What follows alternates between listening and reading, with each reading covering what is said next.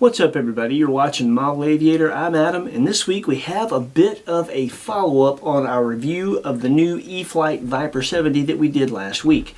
If you haven't seen that review, we'll put a link in the description where you can check it out. If you did see it, then you know that we're waiting on some Spectrum packs that we didn't have at the time.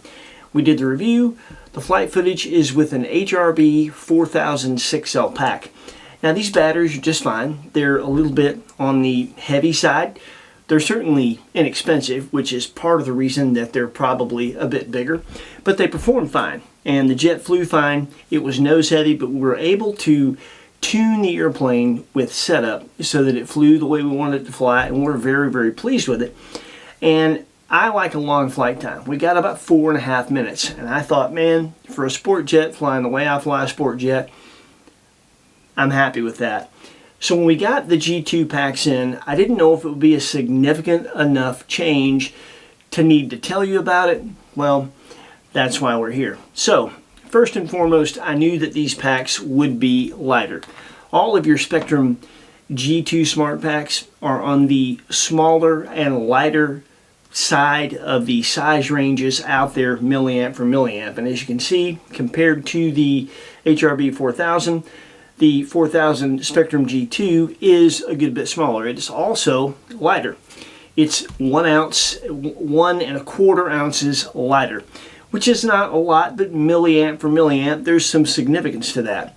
Where we saw the really, really big difference was with the 3200. With the 3200, that is a full 5 ounces lighter than our HRB pack that we flew the airplane on before.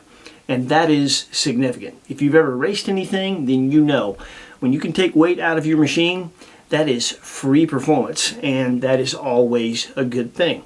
So we wanted to show you what the airplane would do on the 3200s, and I have to say I had reservations about these because I thought I'd get a flight time of maybe 2.5, maybe 3 minutes with my throttle management. I'm pretty good at managing throttle with an EDF. I tend to get a longer flight time than most, but I got significantly more than that, and that surprised me. What I didn't factor in is that when you take that much weight out of the jet, the system doesn't have to work as hard to carry the jet around and through maneuvers, so I was in the throttle less in points than I needed to be. And of course, at full throttle with the jet lighter and the fact that this pack makes as much power, even being less milliamps as the HRB 4000, that really made a difference. So that's what we want to show you. You're going to see a flight on the G2 4000, the G2 3200. I'll talk to you from the field after I fly the 3200 and tell you what kind of flight time we got out of it and how surprised and excited I am about that. I think you're really going to be impressed with the improvements in performance with a light pack. And the flight time I got has got me rethinking which one of these packs that I'm going to buy more of to fly this jet with in the future. So check this out, and as a bonus, we went out, thank goodness we had some sun, but we flew in the middle of the day, and in Georgia, in the middle of the day this time of year, when it's sunny, there's wind. So it's blowing constant 7 to 8 miles an hour with gust to 12 to 13. So you also get to see how the little Viper handles that much wind. Have to say I was pretty impressed with that as well. But check this out and just know the ultimate performance is in a lighter pack. Whether you use the Spectrum packs like I am, or you choose something else, or you use something you already have, the lighter the pack that you can go and still get the flight time that you want, obviously the better the airplane is going to fly. But it's nice that it's versatile enough to fly a heavy pack if that's all you have on hand and get it tuned so that it flies good then anyway.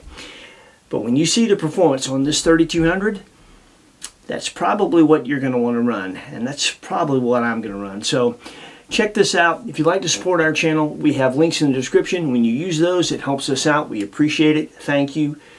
Have a good one. Happy flying. We'll see you next week with something cool with wings.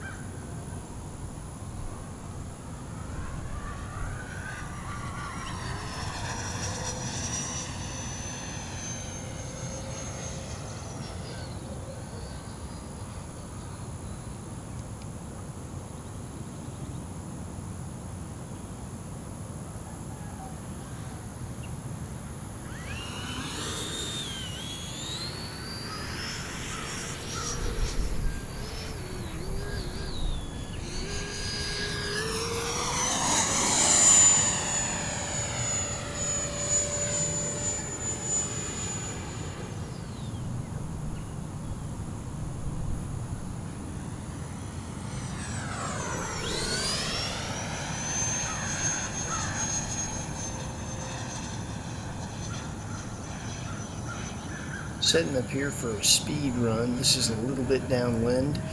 Poor Heidi didn't have a chance. I passed by closer than I normally do, and she lost it, but as you can see here, she picks it right back up.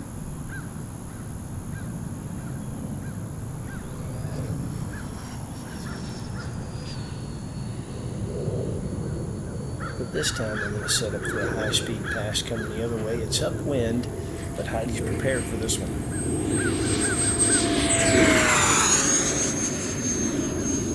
As you can see, it's still cooking even upwind.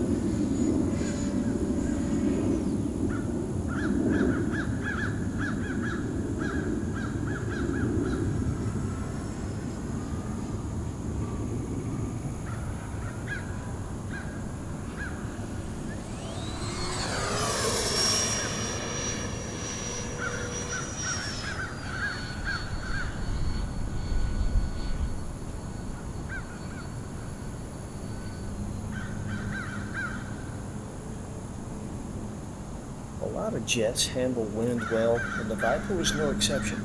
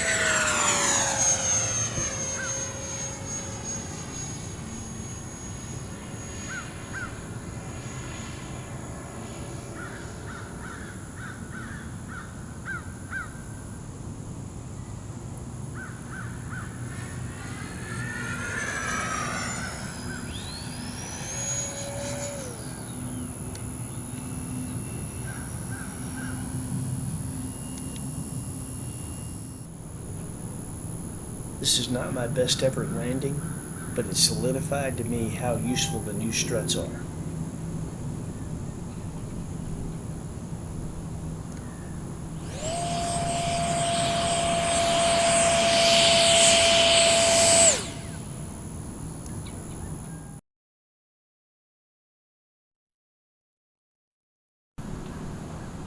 Heidi's going to show you the amount of runway we intend to use, actually less than that.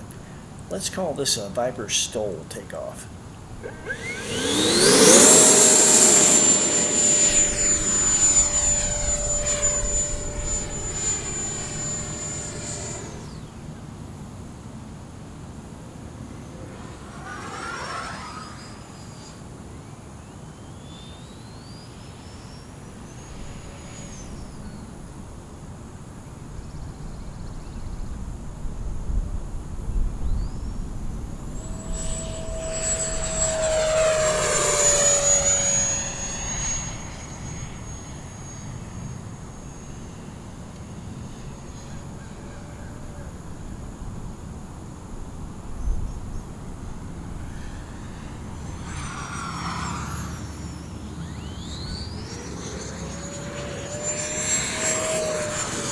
A lot changes for the better with the 3200. Acceleration, speed, climb rate. It even tumbles more violently because the CG is a bit further back.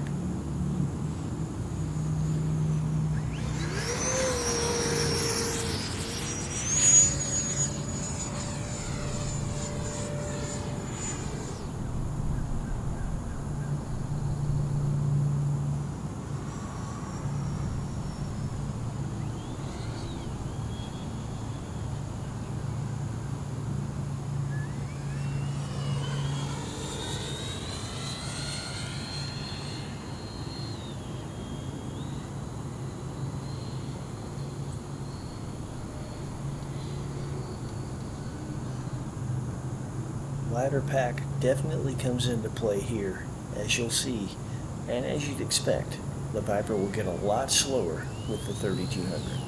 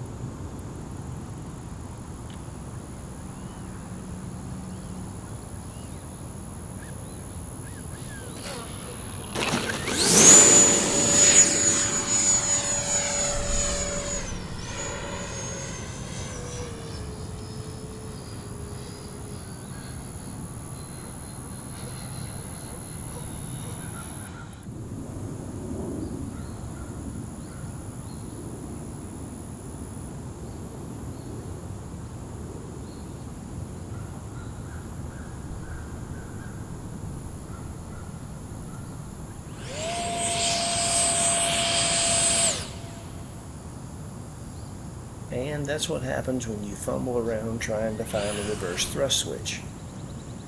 So now, I have an idea.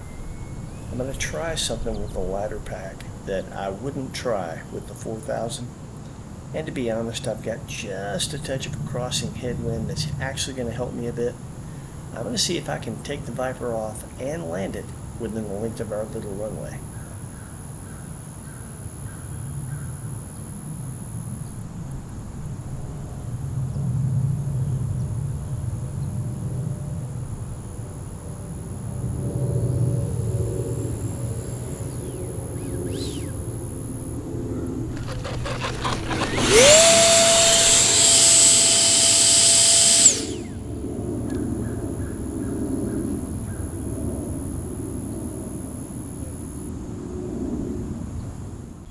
Okay, well, there you go. So you saw it handled really well in the wind. I mean, I struggled a little bit, but it's not the airplane. Given the size and the amount of wind we have and the fact that it's a crosswind, thought it did really well. Something that is interesting with this 3200, before I unplugged this, I'm sitting at 31 seconds. So when we pulled into the chocks, I'd flown about 4 minutes, which is interesting. Timer's set to 4.5. Now, I've turned my transmitter up. Listen to what the flight pack voltage is.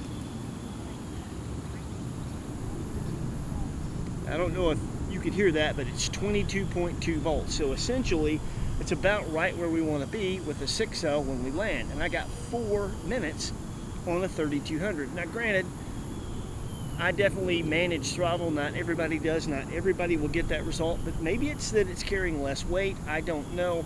But I did not expect that kind of flight time out of this.